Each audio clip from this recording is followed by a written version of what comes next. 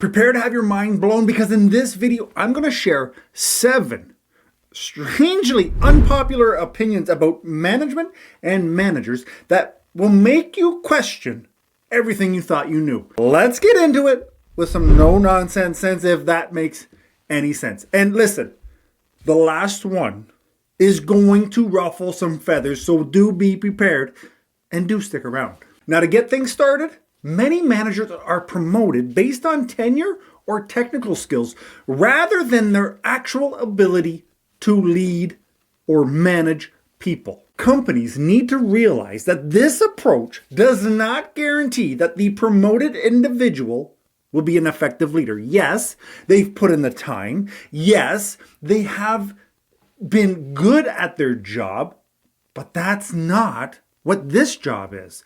Managing people requires a different set of skills than just the technical expertise.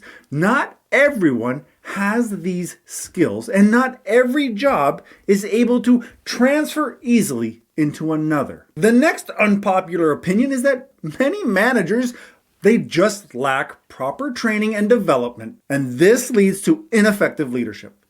The thing is, without proper training, new managers will struggle to adjust to their new roles. And this is going to be a shit show. As a manager, I want you to know that it is important for you to take ownership of your own development and to seek out your own opportunities to grow. To sit back and just wait for the company to say, oh, we're going to provide you training. That's a fool's game, and one that will not serve you very well in the long run. You need to be attending leadership conferences, reading books and blogs on leadership, and seeking mentorship from experienced leaders within the company. These are all fantastic ways to develop yourself.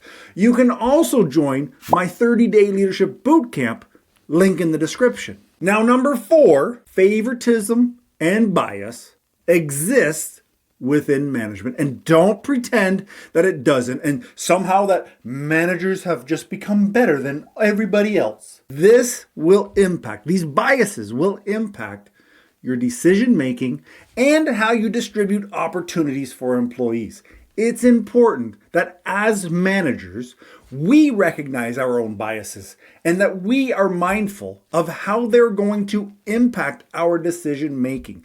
This means being objective in decision making and taking steps to eliminate any unconscious biases that may impact hiring, promotions, or performance evaluations.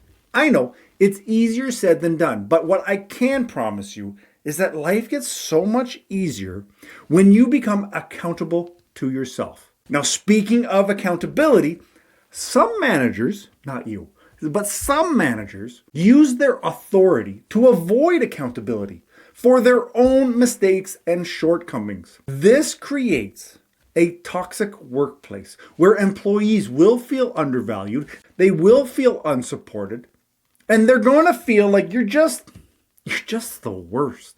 As a manager, it's important that we take ownership of our mistakes and that we are transparent with our team members. So instead of using authority to deflect blame, work with your team to identify the root cause of the problem and develop a plan to address it.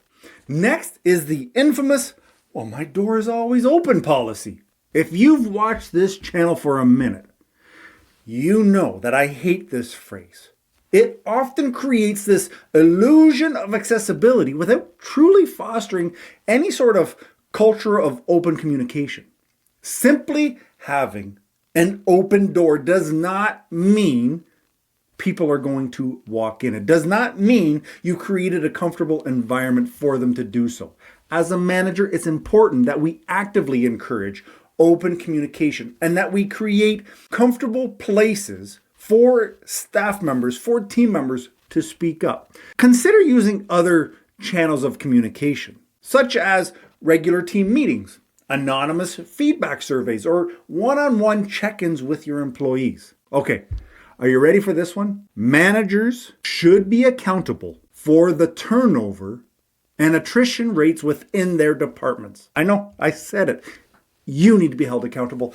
I need to be held accountable. As managers, we play a critical role in retaining employees within our departments. And high turnover and attrition rates can be a huge red flag for poor leadership or a toxic workplace culture. As managers, it's important for us to take ownership of our department's turnover rates and be proactive in addressing any issues that might be contributing to this.